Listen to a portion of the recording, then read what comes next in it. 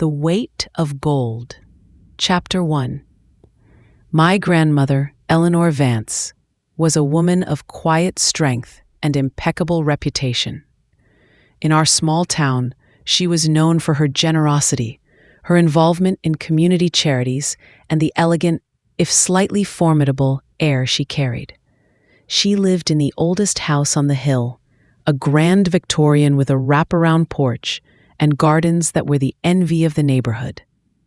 When she passed away peacefully in her sleep at the age of 90, it felt like the end of an era. I'm Elizabeth, her only grandchild, 57 years old, a retired teacher, and recently divorced. Grandma Eleanor's passing left a void in my life, but also a responsibility.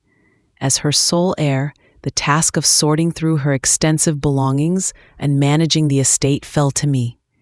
It was a daunting job. The Victorian house was a treasure trove of antiques, memories, and the accumulated possessions of a long and well-lived life. The will was straightforward. The house, its contents, and her considerable financial assets were all left to me. Grandma Eleanor had been a shrewd investor, and her fortune was substantial, far more than any of us had realized. It felt overwhelming, a sudden weight of responsibility and unexpected wealth. The first few weeks were spent dealing with the legal formalities and the initial emotional task of going through her personal effects. It was a bittersweet process. Touching objects that held so many memories, her favorite teacups, the worn Bible by her bedside, the delicate lace shawls she wore. I discovered hidden talents she rarely spoke of, beautiful watercolor paintings tucked away in closets, a collection of rare books on history and art. The real work began when I started tackling the house itself. Every room was filled with furniture, packed closets, and boxes tucked away in corners. It was like peeling back the layers of her life, each item a silent witness to a moment in time.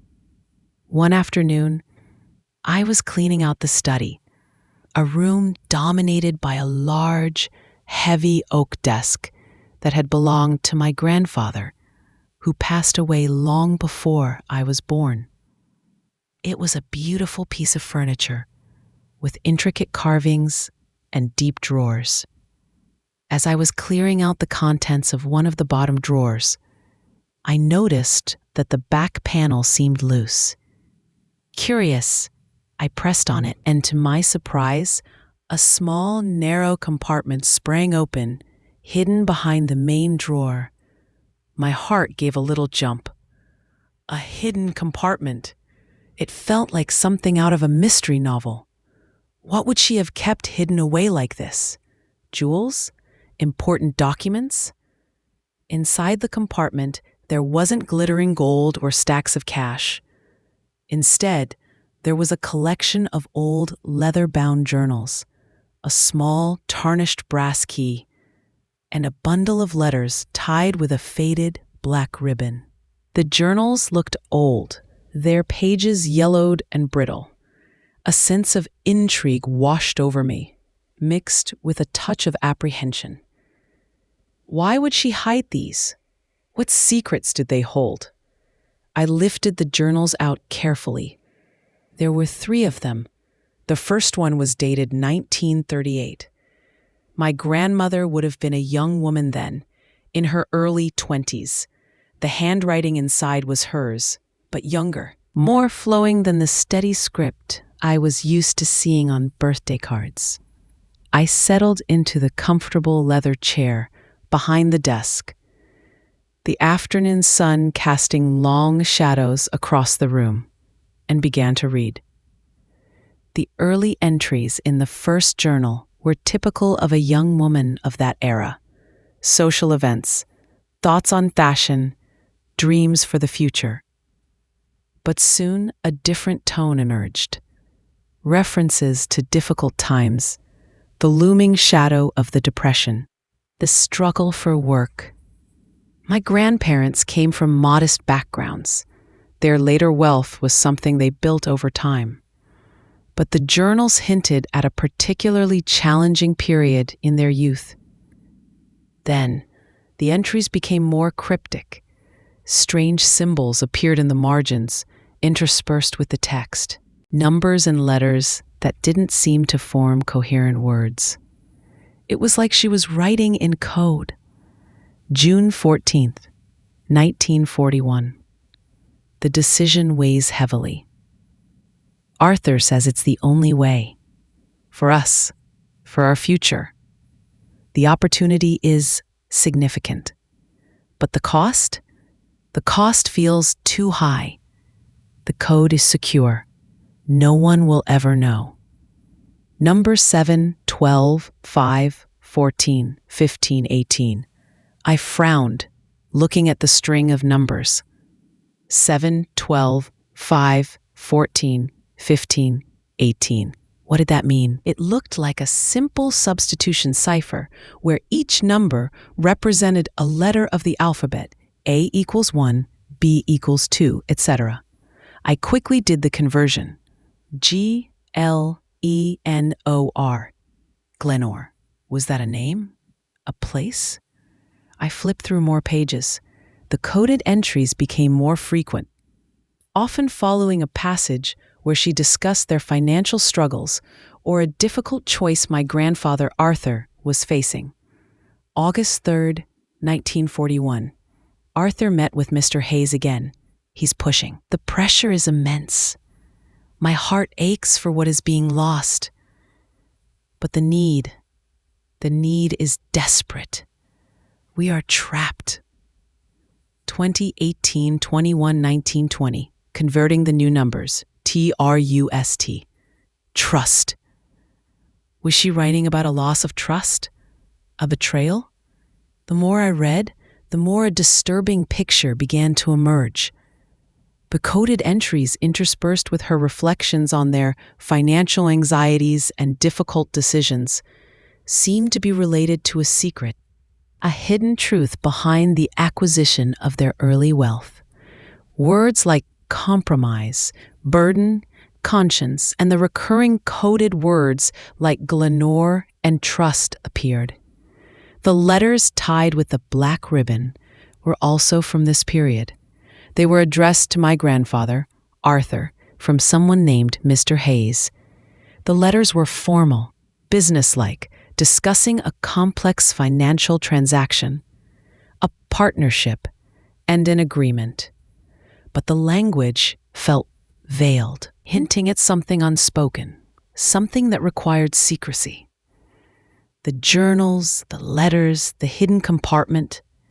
It was clear my grandmother had deliberately preserved this history, this secret, tucking it away where it might one day be found, perhaps when she was no longer here to bear the burden alone.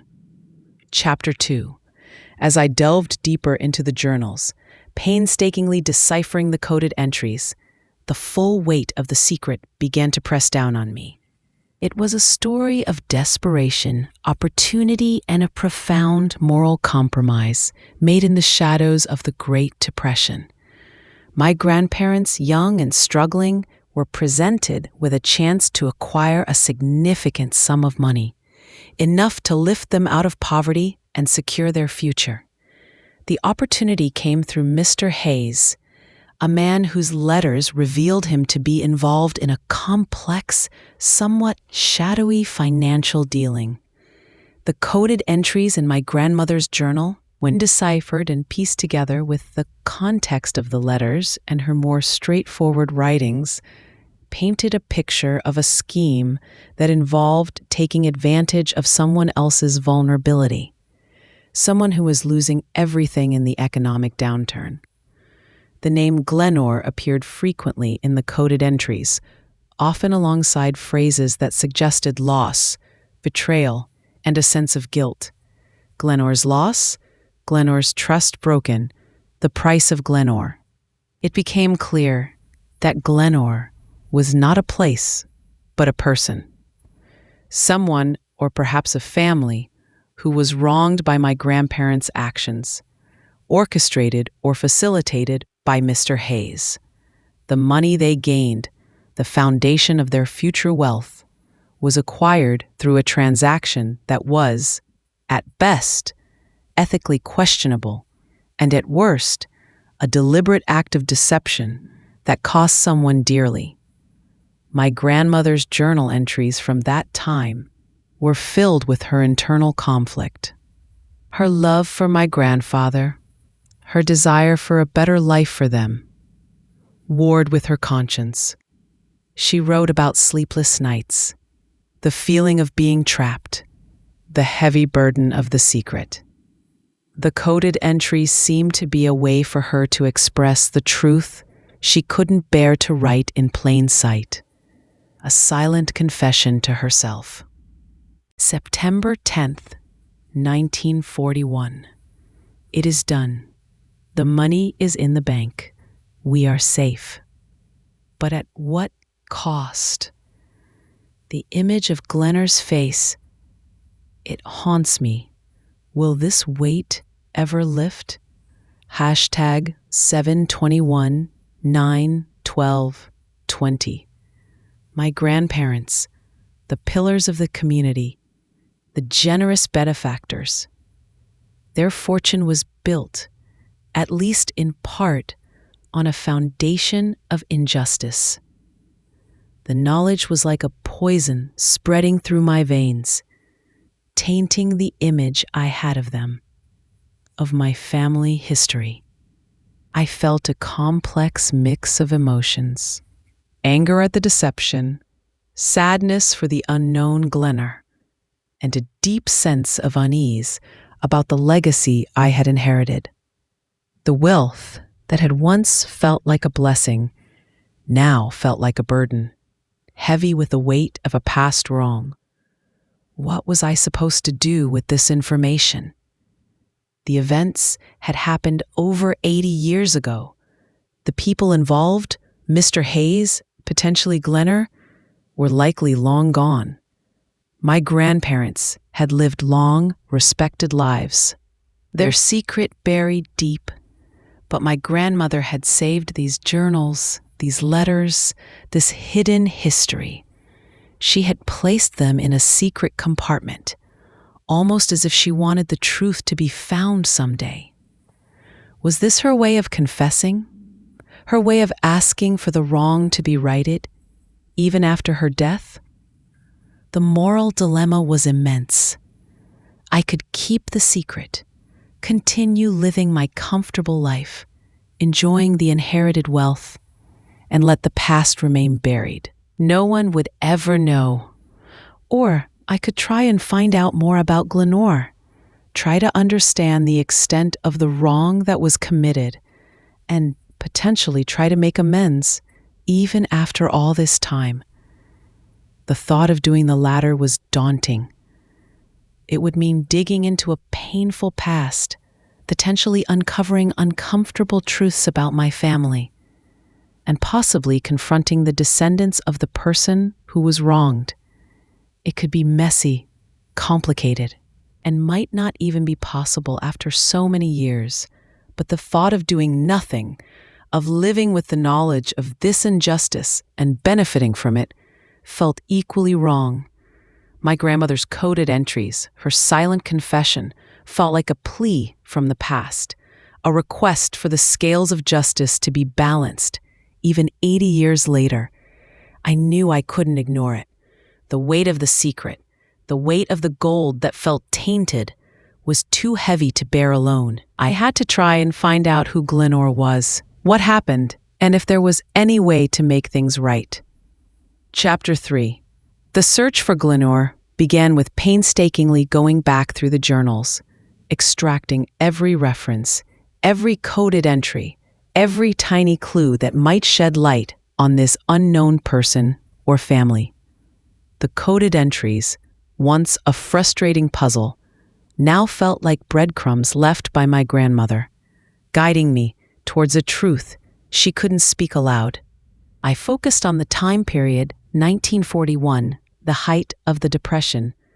I researched local history from that era, looking for records of businesses that failed, families who lost everything, particularly around the time the coded entries and Mr. Hayes's letters were dated. The name Glenor still felt elusive.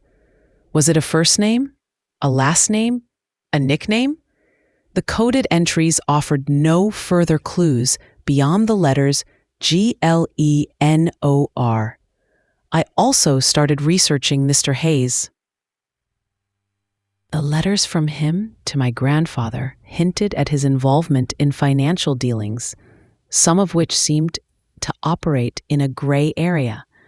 Finding information about someone named Mr. Hayes involved in potentially shady financial transactions in the early 1940s proved difficult. Paper trails from that era were often sparse, and many dealings were conducted outside of formal records. My research led me to the local historical society. I spent hours poring over old town records, newspaper archives, and property deeds from the early 1940s. It was a slow, dusty process, but I felt a growing determination to uncover the truth. In an old town directory from 1942, I found a listing for Glenor and Sons Hardware, a hardware store. Same type of business my grandfather's family had. Could this be a connection? Could Glenor be the family name of a competing business that was somehow exploited or ruined? I cross-referenced the address of Glenor and Sons Hardware with property records. The records showed that the property was sold in late 1941, around the same time my grandmother's coded entries became more frequent and the letters from Mr. Hayes discussed the finalization of the agreement. The sale price seemed low, especially considering the business had been established for years. This felt like a significant lead. A family business named Glenor and Sons sold during the period of the secret transaction at a seemingly undervalued price. It fit the narrative of someone losing something significant, something valuable. I searched for information about the Glenor family. It was another challenging search. Family records from that time were often incomplete, and many families moved away during the Depression in search of work. However, through genealogical websites and old census records, I was able to piece together some information. The head of the family who owned the hardware store was a man named Thomas Glenor. He had a wife, Mary, and two sons, Robert and William. The family had deep roots in the town, the hardware store having been in their family for generations. Census records from the late 1940s showed the Glenor family living in a different state in a much more modest setting. The sons were working in manual labor jobs, a stark contrast to owning a successful business. It seemed they had indeed lost everything. The pieces were fitting together, forming a painful picture. My grandparents, with the help of Mr. Hayes, had likely taken advantage of Thomas Glenor's desperation during the Depression, acquiring his family's business or assets at a fraction of their true value, thus laying the foundation for their own future wealth. The weight of this realization was immense. The elegant Victorian house, the comfortable life I had always known, the financial security I had inherited, it was all connected to this act of injustice committed against the Glenor family over 80 years ago. I felt a profound sense of guilt, not for something I had done, but for something my family had done, and from which I was now benefiting. The weight of gold my grandmother wrote about in her journal wasn't just the financial gain, but the moral burden, the secret she had carried for so long. What was I supposed to do now? The Glenor family had been wronged, their legacy potentially stolen. Their descendants were out there, somewhere, living lives that might have been very different had this injustice not occurred. Did they know what happened? Did they know the story of their family business, its sudden loss? The thought of reaching out to the Glenor family, of revealing this painful history, and the role my family played, was daunting. It could open up old wounds, create conflict, and might be met with anger or disbelief. But the alternative, keeping silent and allowing the injustice to remain unaddressed, felt like a betrayal of my grandmother's implicit wish for the truth to be known, and perhaps for amends to be made. I knew I couldn't continue to live with this secret, this heavy burden of inherited guilt. I had to try and find the descendants of Thomas Glenor and share what I had found, no matter how difficult it might be. Chapter 4. Finding the descendants of Thomas Glenor proved to be another challenging but necessary step. Using the genealogical information I had gathered, I began building out the Glenor family tree, looking for living relatives. The sons, Robert and William, had both passed away years ago.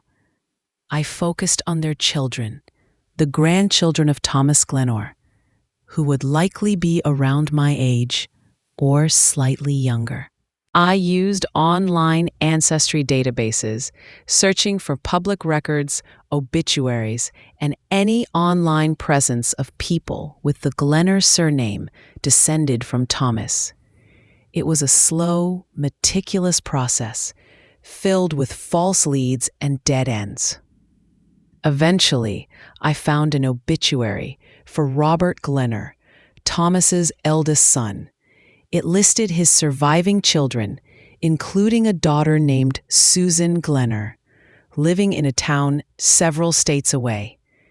This was a tangible lead, a living descendant of the family my grandparents had wronged.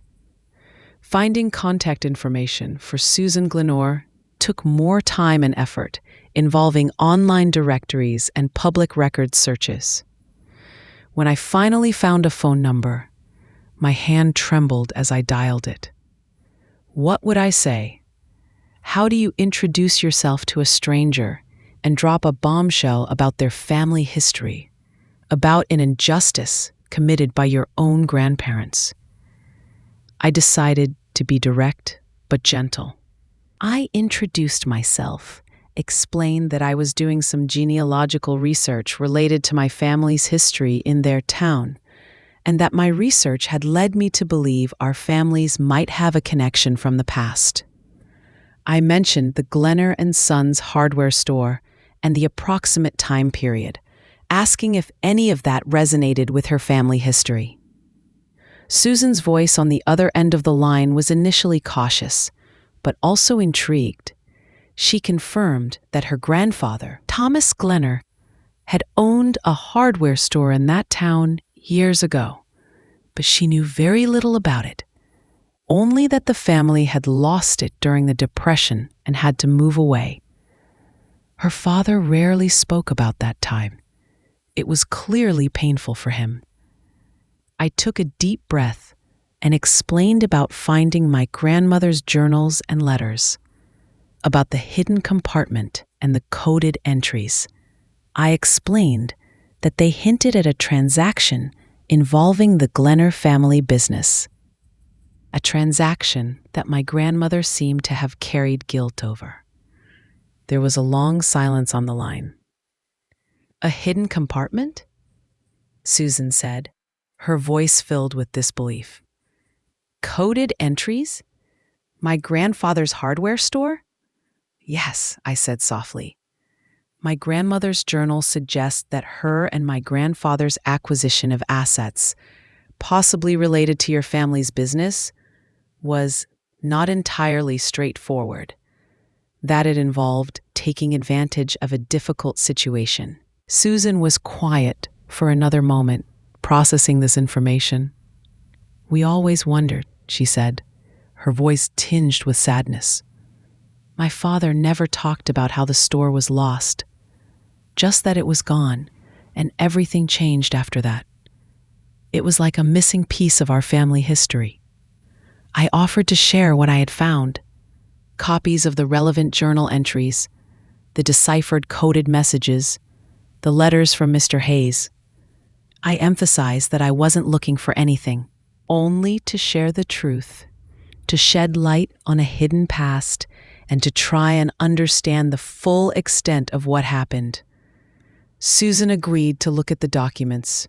She was hesitant, wary of uncovering painful truths, but also felt a strong need to understand her family's history, the story behind their sudden loss and move. I sent her copies of everything. The waiting was agonizing. I knew this information would be shocking, potentially painful for her and her family. A few days later, Susan called me back. Her voice was emotional, filled with a mix of sadness, anger, and a profound sense of revelation. "I've read everything, Elizabeth," she said. It's a lot to take in. Reading your grandmother's words, her guilt, and piecing it together with the letters, it's clear our family was wronged, terribly wronged. She told me about the impact the loss of the hardware store had on her family. Her grandfather never fully recovered, the shame and the loss staying with him. Her father and uncle had to work difficult, poorly paid jobs, their lives forever changed by the financial ruin. The legacy of their family, the business built over generations, was gone. "We had no idea," she said. "We never knew how it happened. My grandfather just said it was the Depression, bad luck. But this tells a different story." "I am so deeply sorry, Susan," I said, tears streaming down my face, "for what my grandparents did, for the pain they caused your family." "It wasn't you, Elizabeth," she said, her voice softening. "You didn't do it. You're just the one who found the truth." We talked for a long time, sharing the weight of this newly uncovered history. We discussed the possibility of making amends. The wealth I had inherited was, at least in part, a direct result of the injustice committed against her family. It felt morally wrong to keep it all without acknowledging the source and attempting to rectify the past. Chapter 5. The decision of how to address the past wrong committed by my grandparents was not simple. The money was substantial, enough to significantly change not only my life, but also the lives of my children and future grandchildren. But the knowledge of its tainted origins made it feel like a burden, a constant reminder of the injustice suffered by the Glenor family. Susan and I talked extensively about what felt right. She wasn't demanding, but there was a quiet expectation, a hope for some form of recognition and restitution for the wrong done to her grandfather and his family. After much soul-searching and discussion with my own children, who, though initially surprised by the revelation, were supportive of my desire to do what was right, I decided that a significant portion of the inherited wealth needed to go to the descendants of Thomas Glenor. It wasn't about buying forgiveness or erasing the past, but about acknowledging the harm, sharing the legacy that was built on their loss, and attempting to right a historical wrong. I worked with a lawyer to set up a fund for the descendants of Thomas Glenor. It was a complex process, tracing all the living relatives and establishing a fair distribution. It wasn't just about the money. It was about the acknowledgement, the story being told, the truth finally coming to light. Gathering the Glenor descendants together to share the story and the intended restitution was an emotional experience. Susan was there, standing beside me as I explained about the journals, the coded entries, and the truth about how my grandparents had acquired their initial wealth at the expense of the Glenor family business. There were gasps, tears, and a mix of shock and sadness from the Glenor family members. For many, it filled in a missing piece of their family history, the unexplained loss that had become a quiet family mystery. I presented the details of the fund, explaining that it was a way to acknowledge the past wrong and share the legacy that had been built on their family's loss. I apologized on behalf of my family for the injustice that was committed 80 years ago. The reactions were varied.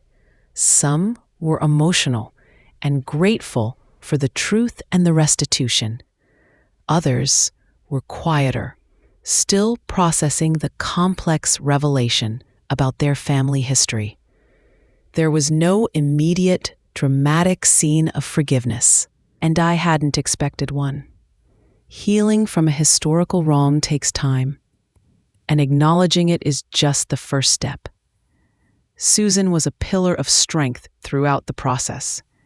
She had processed the initial shock and was focused on ensuring the truth was shared and that her family received the recognition they deserved.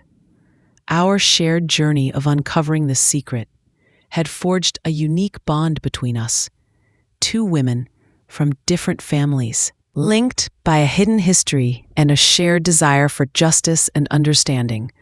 The legal process of distributing the funds took time, but eventually it was completed. The Glenor descendants received a significant inheritance, a form of restitution for the past injustice. For many, it provided a sense of closure and a tangible link to a part of their family history that had been shrouded in mystery and loss. For me, the weight of the gold felt different now, lighter somehow. It was no longer just inherited wealth, but a legacy transformed, a story acknowledged, a wrong at least partially righted. The elegant Victorian house, once a symbol of my family's success, became a reminder of the complexities of legacy, the importance of truth, and the ongoing process of reconciliation. My grandmother's journals remained a poignant reminder of her internal struggle, a secret she had carried, and her implicit hope that the truth would one day be revealed and the wrong addressed.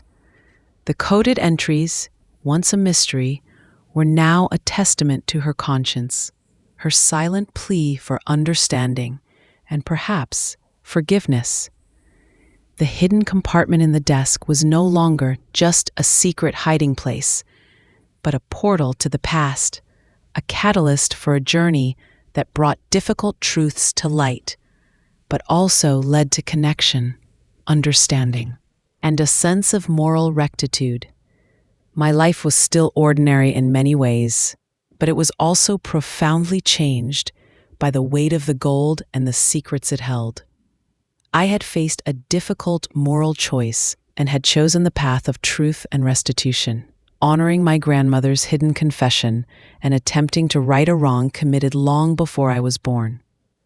The legacy I would leave would be different from the one I inherited, built not on hidden injustice, but on honesty, responsibility, and the belief that even after 80 years, it is never too late to try and make things right.